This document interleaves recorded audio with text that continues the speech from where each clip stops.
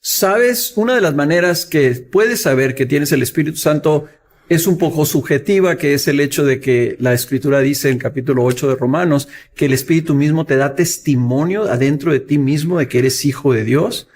Para algunas personas eso puede ser difícil de identificar, pero yo siempre le digo a las personas que me lo preguntan que hay una manera muy sencilla de identificar cuando una persona ha nacido de nuevo y ha recibido el Espíritu Santo, y es esto, que empieza a haber una verdadera guerra internamente dentro de ti.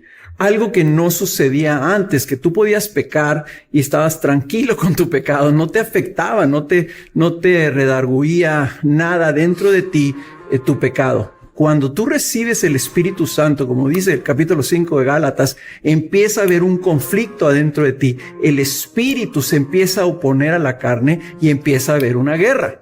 Esa guerra es una de las mayores evidencias. Cuando alguien viene y dice, yo estoy tratando de no pecar y tengo una lucha y me siento frustrado y estoy cansado de mi pecado y quiero cambiar y no puedo. Esa, aunque parezca curioso, o raro, es una de las mayores evidencias de la presencia del Espíritu Santo. Una de las cosas que las personas tienen que entender es que el Espíritu Santo no es una fuerza, no es una cosa. Es una de las tres personas de la Trinidad. El Espíritu Santo es Dios. Y a través de toda la historia de la redención, nosotros vemos al Espíritu Santo obrando, santificando a los creyentes, transformando a los creyentes, regenerando a los creyentes. De manera que una persona en del Nuevo Testamento, del Nuevo Pacto, que no tiene el Espíritu Santo, sencillamente no es creyente. La Biblia dice en Romanos capítulo 8, versículo 9, el que no tiene al Espíritu de Dios, el tal no es de él. El que no tiene al Espíritu de Cristo. Ahora, el Espíritu Santo hace varias cosas en la vida del creyente. Por un lado, antes de ser creyente, nos convence de pecado. El Espíritu de Dios, cuando el Evangelio está siendo predicado, es el que nos convence de pecado. Cuando una persona cree y se arrepiente, esa persona es regenerada por el Espíritu Santo. Y en ese momento, el Señor Jesucristo bautiza a ese creyente en el Espíritu Santo. O sea, es el Señor Jesucristo el que bautiza. Y de esa manera conforma el cuerpo de Cristo, que es la Iglesia universal. Ahora, es indudable que a partir de ese momento, ya el creyente teniendo la presencia del Espíritu en su corazón, a partir de ese momento, el creyente debe dejarse controlar por el Espíritu de Dios a través de la palabra inspirada por el Espíritu Santo. Y eso es lo que conocemos como la llenura. De manera que el bautismo en el Espíritu Santo es una experiencia única, es una vez y para siempre. La llenura del Espíritu Santo es algo que no es estático. Un creyente puede estar más controlado por el Espíritu en un momento dado que en otro. Y nosotros necesitamos ese control del Espíritu para poder vivir una vida cristiana en piedad y en santidad.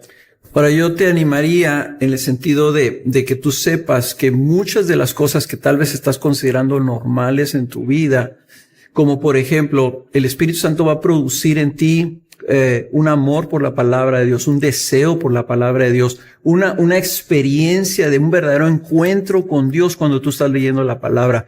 Va a producir en ti un amor y un deseo de estar con la gente del pueblo de Dios en la iglesia, de congregarte, de recibir más, de ser instruido, de ser corregido.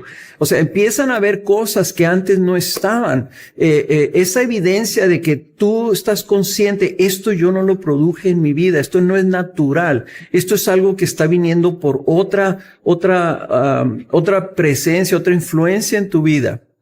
Esa es una clara evidencia que muchas personas experimentan y no la acreditan al Espíritu Santo. Y la verdad de las cosas es que nada que suceda en nuestra vida cristiana está separada de la presencia y de la operación y de la obra del Espíritu Santo en nuestras vidas. Es la presencia fundamental de Dios en ti. En ese sentido, nosotros tenemos que depender conscientemente del Espíritu de Dios. Y de hecho, Cristo mismo dice en Lucas capítulo 11, versículo 13, que nosotros debemos pedir en oración más del Espíritu Santo.